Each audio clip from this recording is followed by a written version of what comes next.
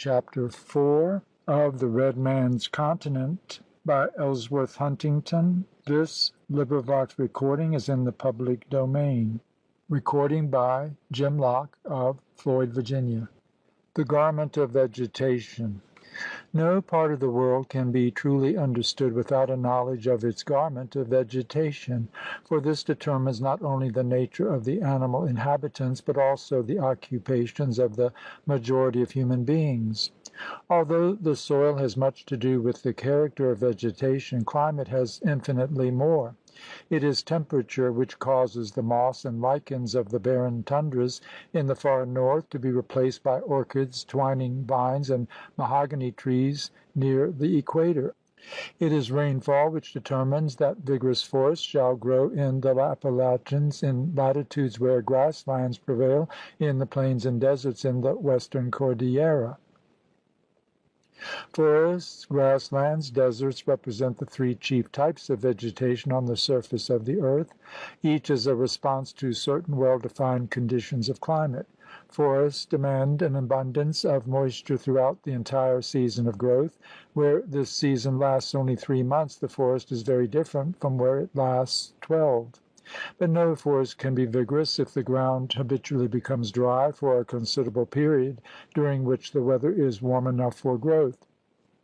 Desert vegetation, on the other hand, which consists primarily of bushes with small drought-resistant leaves, needs only a few irregular and infrequent showers in order to endure long periods of heat and drought. Discontinuity of moisture is the cause of deserts, just as continuity is the necessary condition of forest growth. Grasses prevail where the climatic conditions are intermediate between those of the forest and the desert. Their primary requisite is a short period of fairly abundant moisture with warmth enough to ripen their seeds. Unlike the trees of the forest, they thrive even though the wet period be only a fraction of the entire time that is warm enough for growth. Unlike the bushes of the desert, they rarely thrive unless the ground is well soaked for at least a few weeks. Most people think of forests as offering far more variety than either deserts or grasslands. To them, grass is just grass, while trees seem to possess individuality. In reality, however, the short turfy grass of the far north differs from the 4-foot fronds of the bunchy saccaton grass of Arizona, and from the far taller tufts of the plume pampas grass much more than the pine tree differs from the palm. Deserts vary even more than either forests or grasslands. The traveler in the Arizona desert, for example, has been jogging across a gravelly plain, studded at intervals of a few yards with little bushes a foot high. The scenery is so monotonous and the noon sunshine so warm that he almost falls asleep. When he wakes from his daydream, so weird are his surroundings that he thinks he must be in one of the places to which Sindbad was carried by the roc. The trail has entered an open forest of Joshuas, as the big tree yuccas are called in Arizona. Their shaggy trunks and uncouth branches are rendered doubly unkempt by sword-like ashy yellow dead leaves that double back on the trunk but refuse to fall to the ground. At a height of from 12 to 20 feet, each arm of the many-branched candelabrum ends in a stiff rosette of gray-green spiky leaves as tough as hemp. Equally bizarre and much more imposing is a desert stand of giant saguaros, great fluted tree cacti 30 feet or more high. In spite of their size, the saguaros are desert types as truly as is sagebrush. In America, the most widespread type of forest is the evergreen coniferous woodland of the north. Its pines, firs, spruces, hemlocks, and cedars, which are really junipers, cover most of Canada together with northern New England and the region south of Lakes Huron and Superior. At its northern limit the forest looks thoroughly forlorn. The gnarled and stunted trees are thickly studded with half-dead branches bent down by the weight of snow, so that the lower ones sweep the ground, while the upper look tired and discouraged from their struggle with an inclement climate. Farther south, however, the forest loses this aspect of terrific struggle. In Maine, for example, it gives a pleasant impression of comfortable prosperity. Wherever the trees have room to grow, they are full and stocky, and even where they are crowded together, their slender upspringing trunks look alert and energetic. The signs of death and decay, indeed, appear everywhere in fallen trunks, dead branches, and decayed masses of wood, but moss and lichens, twin flowers and bunchberries so quickly mantle the prostrate trees that they do not seem like tokens of weakness. Then, too, in every open space thousands of young trees bank their soft green masses so gracefully that one has an ever-present sense of pleased surprise as he comes upon this younger foliage out of the dim aisles among the bigger trees. Except on their southern borders, the great northern forests are not good as a permanent home for man. The snow lies so late in the spring and the summers are so short and cool that agriculture does not prosper. As a home for the fox, marten, weasel, beaver, and many other fur-bearing animals, however, the coniferous forests are almost ideal. That is why the Hudson's Bay Company is one of the few great organizations which have persisted and prospered from colonial times to the present. As long ago as 1670, Charles II granted to Prince Rupert and 17 noblemen and gentlemen a charter so sweeping that, aside from their own powers of assimilation, there was almost no limit to what the governor and company of adventurers of England trading into Hudson's Bay might acquire. By 1749, nearly 80 years after the granting of the charter, however, the company had only 4 or 5 forts on the coast of Hudson Bay, with about 120 regular employees. Nevertheless, the poor Indians were so ignorant of the value of their furs, and the consequent profits were so large that, after Canada had been ceded to Great Britain in 1763, a rival organization, the Northwest Fur Company of Montreal, was established. Then there began an era that was truly terrible for the Indians of the northern forest. In their eagerness to get the valuable furs, the companies offered the Indians strong liquors in an abundance that ruined the poor red man body and soul. Moreover, the fur-bearing animals were killed not only in winter, but during the breeding season. Many mother animals were shot, and their little ones were left to die. Hence, in a short time, the wild creatures of the great northern forest were so scarce that the Indians well nigh starved. In spite of this slaughter of fur-bearing animals, the same company still draws fat dividends from the northern forest and its furry inhabitants. If the forest had been more habitable, it would long ago have been occupied by settlers, as have its warmer southern portions, and the company would have ceased to exist. Aside from the regions too cold or too dry to support any vegetation whatever, few parts of the world are more deadening to civilization than the forests of the far north. Near the northern limit of the great evergreen forest of North America, wild animals are so rare that a family of hunting Indians can scarcely find a living in 1,000 square miles. Today the voracious maw of the daily newspaper is eating the spruce and hemlock by means of relentless saws and rattling pulp mills. In the wake of the lumbermen, settlers are tardily spreading northward from the more favored tracts in northern New England and southern Canada. Nevertheless, most of the evergreen forests of the north must always remain the home of wild animals and trappers, a backward region in which it is easy for a great fur company to maintain a practical monopoly. Outliers of the pine forest extend far down into the United States. The easternmost lies in part along the Appalachians and in part along the coastal plain from southern New Jersey to Texas. The coastal forest is unlike the other coniferous forests in 2 respects, for its distribution and growth are not limited by long winters, but by sandy soil, which quickly becomes dry. This drier southern pine forest lacks the beauty of its northern companion. Its trees are often tall and stately, but they are usually much scattered and are surrounded by stretches of scanty grass. There is no trace of the mossy carpet and dense copses of undergrowth that add so much to the picturesqueness of the forest farther north.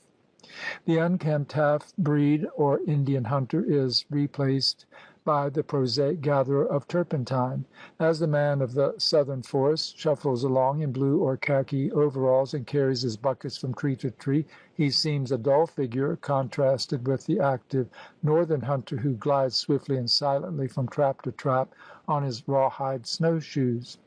Yet though the southern pine forest may be less picturesque than the northern, it is more useful to man.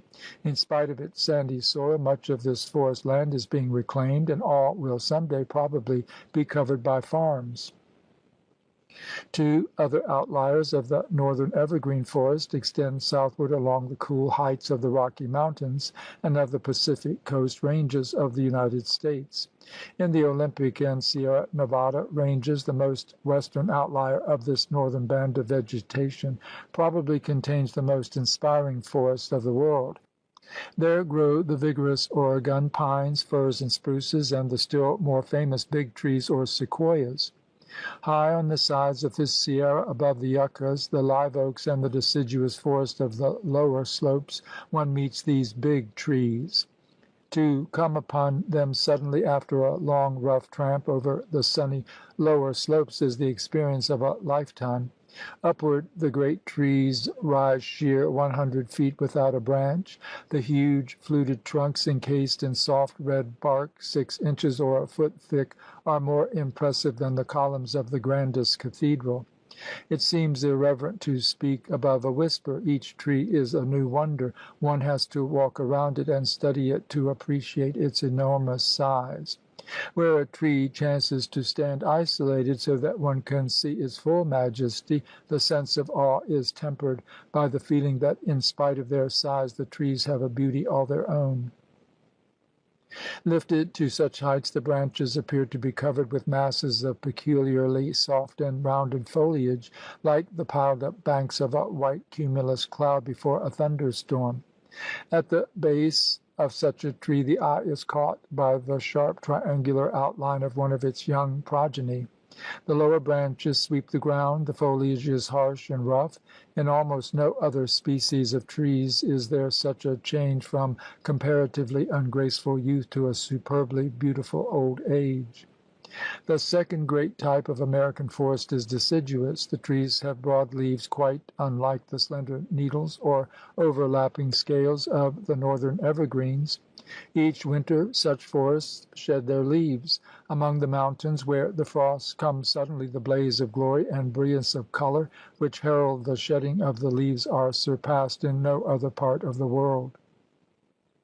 Even the colors of the Painted Desert in northern Arizona and the wonderful flowers of the California plains are less pleasing.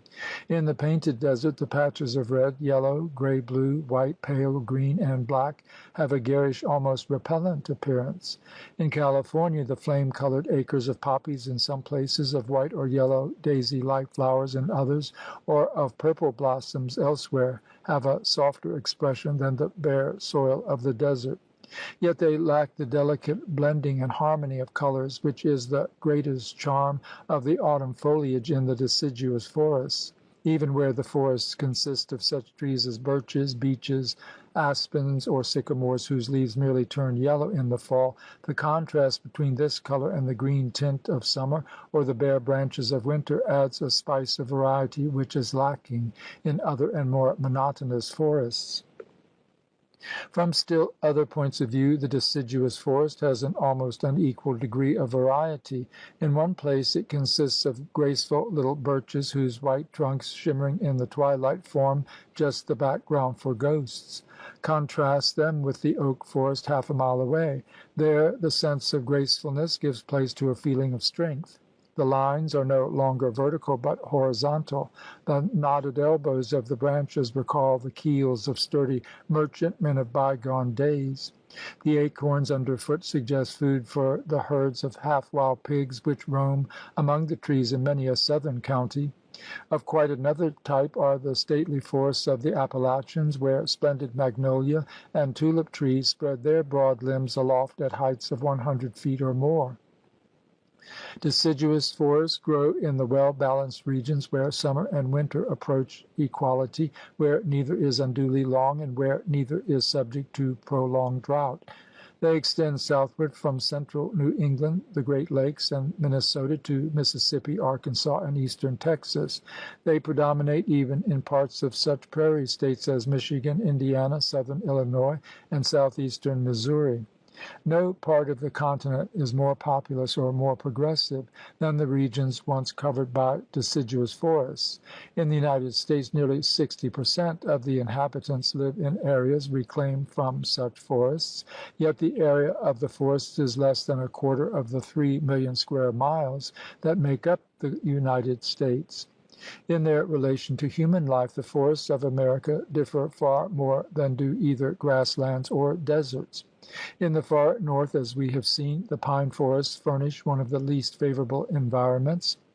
In middle latitudes, the deciduous forests go to the opposite extreme and furnish the most highly favored of the homes of man. Still farther southward, the increasing luxuriance of the forests, especially along the Atlantic coast, renders them less and less favorable to mankind. In southern Mexico and Yucatan, the stately equatorial rainforest, the most exuberant of all types of vegetation and the most unconquerable by man, makes its appearance. It forms a discontinuous belt along the wet east coast and on the lower slopes of the mountains from southern Yucatan to Venezuela. Then it is interrupted by the grasslands of the Orinoco, but revives again in still greater magnificence in the Guianas. Thence it stretches not only along the coast, but far into the little known interior of the great Amazon basin, while southward it borders all the coast as far as southern Brazil. In the Amazon basin it reaches its highest development and becomes the crowning glory of the vegetable world, the most baffling obstacle to human progress. Except in its evil effects on man, the equatorial rainforest is the antithesis of the forests of the extreme north. The equatorial trees are hardwood giants, broad-leaved, bright-flowered, and often fruit-bearing. The northern trees are softwood dwarfs, needle-leaved, flowerless, and cone-bearing. The equatorial trees are often branchless for 100 feet, but spread at the top into a broad, overarching canopy which shuts out the sun perpetually. The northern trees form sharp little pyramids with low, widely spreading branches at the base and only short twigs at the top. In the equatorial forest there is almost no underbrush. The animals, such as monkeys, snakes, parrots, and brilliant insects, live chiefly in the lofty tree tops. In the northern forest there is almost nothing except underbrush, and the foxes, rabbits, weasels, ptarmigans, and mosquitoes live close to the ground in the shelter of the branches. Both forests are alike, however, in being practically uninhabited by man. Each is peopled only by primitive nomadic hunters who stand at the very bottom in the scale of civilization. Aside from the rainforest, there are two other types in tropical countries, jungle and scrub. The distinction between rainforest, jungle, and scrub is due to the amount and the season of rainfall. An understanding of this distinction not only explains many things in the present condition of Latin America, but also in the history of pre-Columbian Central America. Forests, as we have seen, require that the ground be moist throughout practically the whole of the season, that is, warm enough for growth. Since the warm season lasts throughout the year within the tropics, dense forests composed of uniformly large trees corresponding to our oaks, maples, and beeches will not thrive unless the ground is wet most of the time. Of course, there may be no rain for a few weeks, but there must be no long and regularly recurrent periods of drought. Smaller trees and such species as the coconut palm are much less exacting and will flourish even if there is a dry period of several months. Still smaller bushy species will thrive even when the rainfall lasts only 2 or 3 months. Hence, where the rainy season lasts most of the year, rain forest prevails. Where the rainy and dry seasons do not differ greatly in length, tropical jungle is the dominant growth, and where the rainy season is short and the dry season long, the jungle degenerates into scrub or bush. The relation of scrub, jungle, and rainforest is well illustrated in Yucatan, where the ancient Mayas reared their stately temples. On the northern coast the annual rainfall is only 10 or 15 inches and is concentrated largely in our summer months. There the country is covered with scrubby bushes 6 to 10 feet high. These are beautifully green during the rainy season from June to October, but later in the year lose almost all their leaves. The landscape would be much like that of a thick, bushy pasture in the United States at the same season, were it not that in the late winter and early spring some of the bushes bear brilliant red, yellow, or white flowers. As one goes inland from the north coast of Yucatan, the rainfall increases. The bushes become taller and denser. Trees 20 feet high become numerous, and many rise 30 or 40 feet or even higher. This is the jungle. Its smaller portions suggest a second growth of timber in the deciduous forests of the United States 15 or 20 years after the cutting of the original forest, but here there is much more evidence of rapid growth. A few species of bushes and trees may remain green throughout the year, but during the dry season most of the jungle plants lose their leaves, at least in part. With every mile that one advances into the more rainy interior, the jungle becomes greener and fresher, the density of the lower growths increases, and the proportion of large trees becomes greater, until finally jungle gives place to genuine forest. There many of the trees remain green throughout the year. They rise to heights of 50 or 60 feet, even on the borders of their province, and at the top form a canopy so thick that the ground is shady most of the time. Even in the drier part of the year, when some of the leaves have fallen, the rays of the sun scarcely reach the ground until 9 or 10 o'clock in the morning. Even at high noon the sunlight straggles through only in small patches. Long sinuous lianas, often queerly braided, hang down from the trees. Epiphytes and various parasitic growths add their strange green and red to the complex variety of vegetation. Young palms grow up almost in a day and block a trail which was hewn out with much labor only a few months before. Wherever the death of old trees forms an opening, 1,000 seedlings begin a fierce race to reach the light. Everywhere the dominant note is intensely vigorous life, rapid growth, and quick decay. In their effect on man, the three forms of tropical forest are very different. In the genuine rainforest, agriculture is almost impossible. Not only does the poor native find himself baffled in the face of nature, but the white man is equally at a loss. Many things combine to produce this result. Chief among them are malaria and other tropical diseases.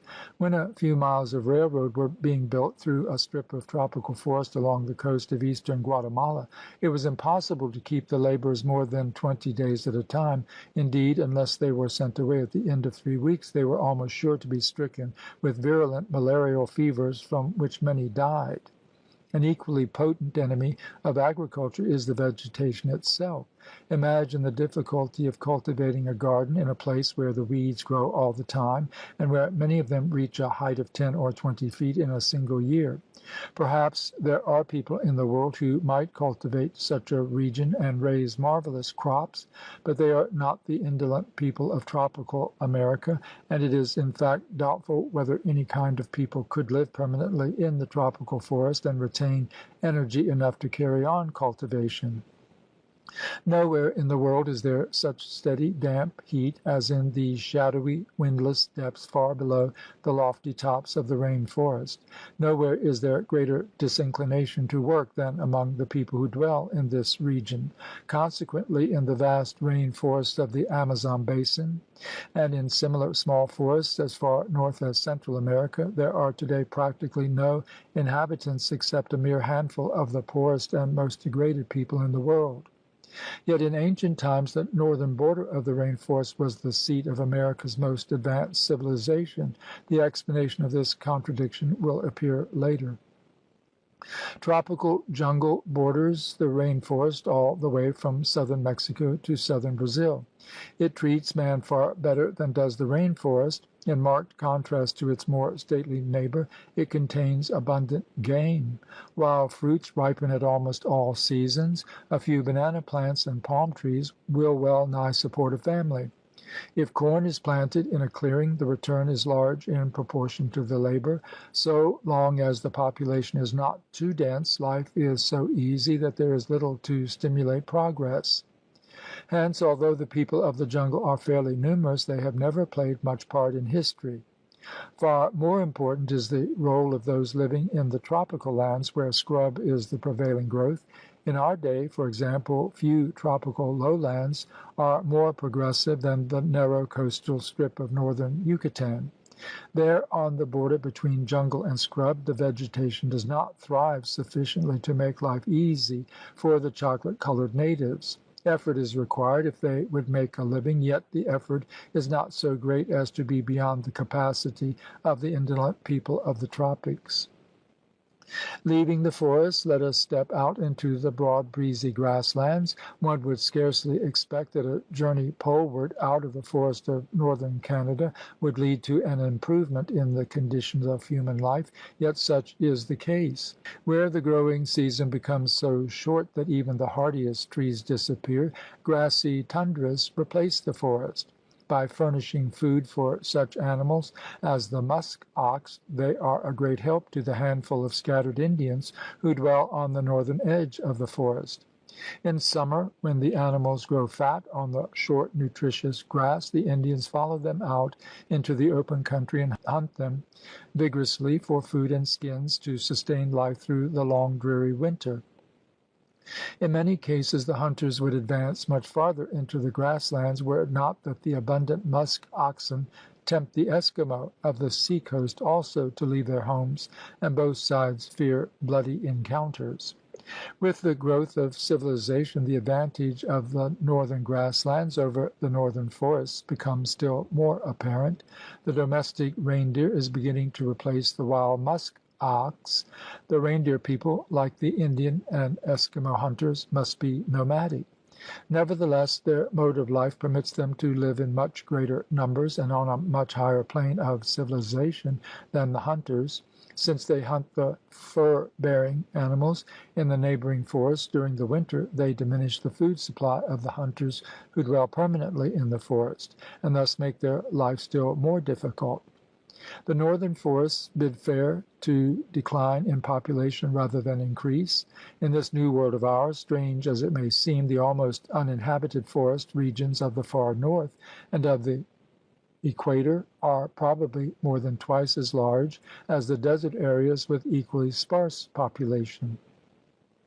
South of the tundras, the grasslands have a still greater advantage over the forests. In the forest region of the Laurentian highland, abundant snow lasts far into the spring and keeps the ground so wet and cold that no crops can be raised. Moreover, because of the still greater abundance of snow in former times, the largest of ice sheets, as we have seen, accumulated there during the glacial period and scraped away most of the soil. The grassy plains, on the contrary, are favored not only by a deep, rich soil, much of which was laid down by the ice, but by the relative absence of snow in winter and the consequent rapidity with which the ground becomes warm in the spring. Hence the Canadian plains from the United States boundary northward to latitude 57 degrees contain a prosperous agricultural population of over 1,000,000 people, while the far larger forested areas in the same latitudes support only a few thousand. The question is often asked why, in a state of nature, trees are so scarce on the prairies, in Iowa for instance, although they thrive when planted. In answer, we are often told that up to the middle of the 19th century such vast herds of buffaloes roamed the prairies that seedling trees could never get a chance to grow. It is also said that prairie fires sweeping across the plains destroyed the little trees whenever they sprouted. Doubtless the buffaloes and the fires helped to prevent forest growth, but another factor appears to be still more important. All the states between the Mississippi River and the Rocky Mountains receive much more rain in summer than in winter. But as the soil is comparatively dry in the spring when the trees begin their growth, they are handicapped. They would grow if nothing else interfered with them, just as peas will grow in a garden if the weeds are kept out. If peas, however, are left uncared for, the weeds gain the upper hand, and there are no peas the second year. If the weeds are left to contend with grass, the grass in the end prevails. In the eastern forest region, if the grass be left to itself, small trees soon spring up in its midst. In half a century a field of grass goes back to forest because trees are especially favored by the climate. In the same way, in the prairies, grass is especially favored, for it is not weakened by the spring drought, and it grows abundantly until it forms the wonderful stretches of waving green where the buffalo once grew fat. Moreover, the fine glacial soil of the prairies is so clayey and compact that the roots of trees cannot easily penetrate it. Since grasses send their roots only into the more friable upper layers of soil, they possess another great advantage over the trees. Far to the south of the prairies lie the grasslands of tropical America, of which the llanos of the Orinoco furnish a good example. Almost everywhere there plumed grasses have been left to grow undisturbed by the plow, and even grazing animals are scarce. These extremely flat plains are flooded for months in the rainy season from May to October, and are parched in the dry season that follows. As trees cannot endure such extremes, grasses are the prevailing growth. Elsewhere, the nature of the soil causes many other grassy tracts to be scattered among the tropical jungle and forest. Trees are at a disadvantage both in porous, sandy soils, where the water drains away too rapidly, and in clayey soil, where it is held so long that the ground is saturated for weeks or months at a time. South of the tropical portion of South America, the vast pampas of Argentina closely resemble the North American prairies and the drier plains to the west of them. Grain in the east and cattle in the west are fast causing the disappearance of those great tussocks of tufted grasses 8 or 9 feet high, which hold among grasses a position analogous to that of the big trees of California among trees of lower growth. It is often said that America has no real deserts. This is true in the sense that there are no regions such as are found in Asia and Africa, where one can travel 100 miles at a stretch and scarcely see a sign of vegetation, nothing but barren gravel, graceful wavy sand dunes, hard wind-swept clay, or still harder rock salt, broken into rough blocks with upturned edges. In the broader sense of the term, however, America has an abundance of deserts, regions which bear a thin cover of bushy vegetation but are too dry for agriculture without irrigation. On the north, such deserts begin in southern Canada, where a dry region abounding in small salt lakes lies at the eastern base of the Rocky Mountains. In the United States, the deserts lie almost wholly between the Sierra Nevada and the Rocky Mountain ranges, which keep out any moisture that might come from either the west or the east. Beginning on the north with the sage-brush plateau of southern Washington, the desert expands to a width of 700 miles in the gray sage-covered basins of Nevada and Utah. In southern California and Arizona, the sagebrush gives place to smaller forms like the saltbush, and the desert assumes a sterner aspect. Next comes the cactus desert, extending from Arizona far south into Mexico. One of the notable features of the desert is the extreme heat of certain portions. Close to the Nevada border in southern California, Death Valley, 250 feet below sea level, is the hottest place in America. There alone among the American regions familiar to the writer does one have that feeling of intense, overpowering aridity which prevails so often in the deserts of Arabia and Central Asia. Some years ago a Weather Bureau thermometer was installed in Death Valley at Furnace Creek, where the only flowing water in more than 100 miles supports a depressing little ranch. There, 1 or 2 white men, helped by a few Indians, raise alfalfa, which they sell at exorbitant prices to deluded prospectors searching for riches which they never find. Though the terrible heat ruins the health of the white men in a year or two, so that they have to move away, they have succeeded in keeping a thermometer record for some years. No other properly exposed out-of-door thermometer in the United States, or perhaps in the world, is so familiar with a temperature of 100 degrees Fahrenheit or more. During the period of not quite 1,500 days from the spring of 1911 to May 1915, a maximum temperature of 100 degrees Fahrenheit or more was reached on 548 days, or more than one-third of the time. On July 10, 1913, the mercury rose to 134 degrees Fahrenheit and touched the top of the tube. How much higher it might have gone no one can tell. That day marks the limit of temperature yet reached in this country according to official records. In the summer of 1914 there was one night when the thermometer dropped only to 114 degrees Fahrenheit, having been 128 degrees Fahrenheit at noon. The branches of a pepper tree whose roots had been freshly watered wilted as a flower wilts when broken from the stalk. East and south of Death Valley lies the most interesting section of the American desert, the so-called succulent desert of southern Arizona and northern Mexico. There, in greatest profusion, grow the cacti, perhaps the latest and most highly specialized of all the great families of plants. There occur such strange scenes as the forests of saguaros, whose giant columns have already been described. Their beautiful crowns of large white flowers produce a fruit which is one of the mainstays of the Papagos and other Indians of the regions. In this same region the yucca is highly developed, and its tall stalks of white or greenish flowers make the desert appear like a flower garden. In fact, this whole desert, thanks to light rains in summer as well as winter, appears extraordinarily green and prosperous. Its fair appearance has deceived many a poor settler who has vainly tried to cultivate it.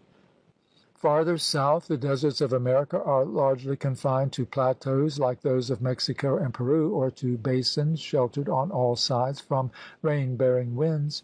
In such basins the suddenness of the transition from one type of vegetation to another is astonishing.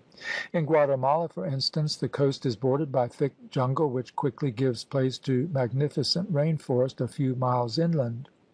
This continues 2 or 3 score miles from the coast until a point is reached where mountains begin to obstruct the rain-bearing trade winds. At once the rainforest gives place to jungle. In a few miles jungle in its turn is replaced by scrub, and shortly the scrub degenerates to mere desert bush. Then in another 50 miles one rises to the main plateau, passing once more through scrub. This time the scrub gives place to grasslands diversified by deciduous trees and pines, which give the country a distinctly temperate aspect. On such plateaus the chief civilization of the tropical Latin American countries now centers. In the past, however, the plateaus were far surpassed by the Maya lowlands of Yucatan and Guatemala. We are wont to think of deserts as places where the plants are of few kinds and not much crowded. As a matter of fact, an ordinary desert supports a much greater variety of plants than does either a forest or a prairie. The reason is simple. Every desert contains wet spots near springs or in swamps. Such places abound with all sorts of water-loving plants. The deserts also contain a few valleys where the larger streams keep the ground moist at all seasons. In such places the variety of trees is as great as in many forests. Moreover, almost all deserts have short periods of abundant moisture. At such times the seeds of all sorts of little annual plants, including grasses, daisies, lupines, and a host of others, sprout quickly and give rise to a carpet of vegetation as varied and beautiful as that of the prairie. Thus the desert has not only its own peculiar bushes and succulents, but many of the products of vegetation in swamps, grasslands, and forests. Though much of the ground is bare in the desert, the plants are actually crowded together as closely as possible. The showers of such regions are usually so brief that they merely wet the surface. At a depth of a foot or more, the soil of many deserts never becomes moist from year's end to year's end. It is useless for plants to send their roots deep down under such circumstances, for they might not reach water for 100 feet. Their only recourse is to spread horizontally. The farther they spread, the more water they can absorb after the scanty showers. Hence the plants of the desert throttle one another by extending their roots horizontally, just as those in the forest kill one another by springing rapidly upward and shutting out the light. Vegetation, whether in forests, grasslands, or deserts, is the primary source of human sustenance. Without it man would perish miserably, and where it is deficient he cannot rise to great heights in the scale of civilization. Yet, strangely enough, the scantiness of the vegetation of the deserts was a great help in the ascent of man. Only in dry regions could primitive man compete with nature in fostering the right kind of vegetation. In such regions arose the nations which first practiced agriculture. There man became comparatively civilized, while his contemporaries were still nomadic hunters in the grasslands and the forests. End of chapter 4. Recording by Jim Locke of Floyd, Virginia.